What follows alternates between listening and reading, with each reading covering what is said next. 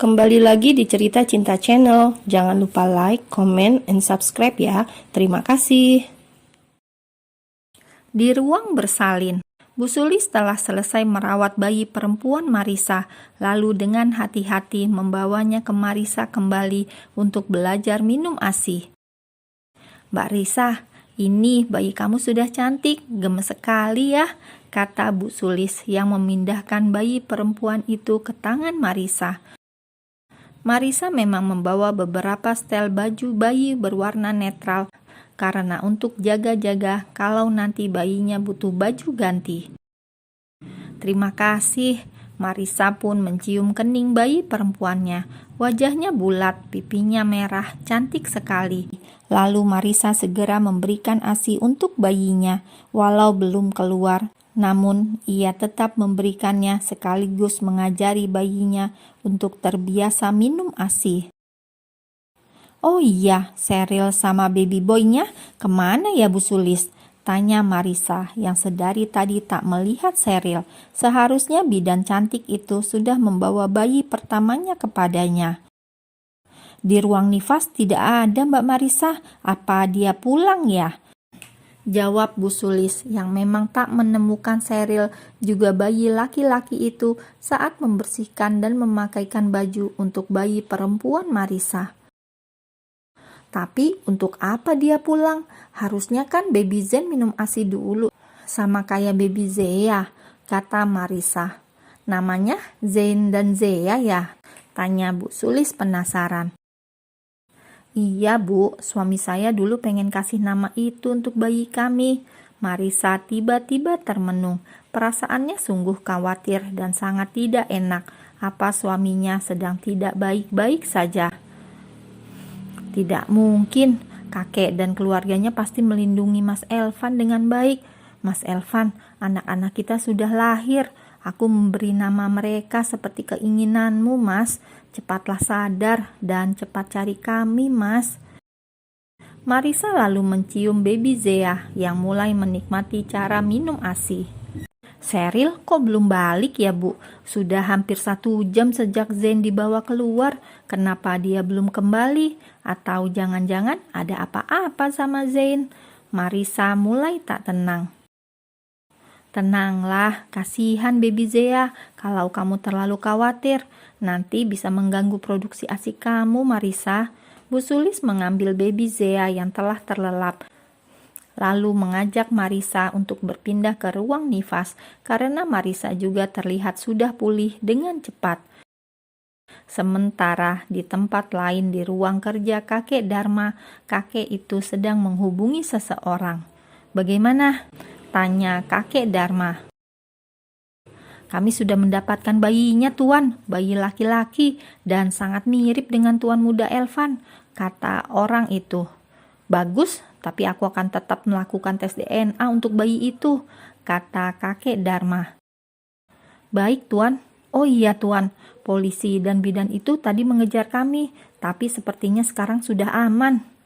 "Apa kamu yakin mereka sudah tidak mengejar lagi sekarang?" "Yakin, Tuan. Sepertinya mereka kehabisan bensin." "Bagus, cepat bawa bayi itu ke rumah sakit. Setelah dia diperbolehkan pulang, aku akan menjemputnya." "Baik, Tuan. Lalu Nona Marisa bagaimana?" "Biarkan saja dia sudah tidak berguna karena aku sudah mendapatkan penerusku. Setelah aku membawa bayi ini, kalian bisa pergi kemanapun dengan uang bayaran kalian. Ibu bayi itu biar saja merasakan kehilangan suami dan anaknya." "Baik, Tuan." Panggilan pun diakhiri. "Kamu harus tahu diri, kamu tidak pantas menjadi anggota keluarga Wiguna. Bahkan Elvan dan anakmu pun tidak akan pernah mengingat atau mengenalimu, Marisa. Lancang sekali kamu menikahi cucuku," gumam kakek Dharma. Marisa dan Bu Sulis juga bayi Zea sudah berada di ruang pasca melahirkan itu. Bayi Zea sudah terlelap di boks bayi milik puskesmas, sementara Marisa sedang bersandar di bantal yang ditempelkan di dinding ujung ranjangnya. Hatinya begitu khawatir kemana bayi kecilnya. Apa Sheryl selama ini memiliki niat jahat kepadanya? Apa dia orang suruhan kakek Dharma? Tidak, tidak, tidak. Ia membuang pikiran-pikiran buruk itu. Andi dan Sheryl telah sampai di puskesmas dan langsung menuju ruangan pasca bersalin di mana Marissa dirawat. Andi, Sheryl, Marissa melihat kedatangan dua manusia yang sepertinya baru saja berlari itu, sedangkan Sheryl matanya sembab dan ia masih saja menangis.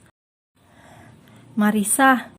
Andi masuk ke ruangan Marissa, sementara Sheryl bersembunyi di belakang Andi. Ada apa? Marissa mulai tegang. Baby Zen mana, Sher? Marissa menatap intens wanita yang masih bersembunyi itu. Sheryl masih menangis, namun ia tak lagi bersembunyi di belakang punggung calon suaminya. Maafkan aku, Kak. Marissa pun dapat melihat dengan jelas darah yang mulai mengering di leher Sheryl. Ada apa ini? Bayiku mana? Marissa mulai menitikkan air mata.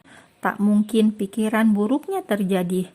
Riz, bayi kamu diculik orang suruhan Elvan dan kakeknya, kata Andi akhirnya menjelaskan.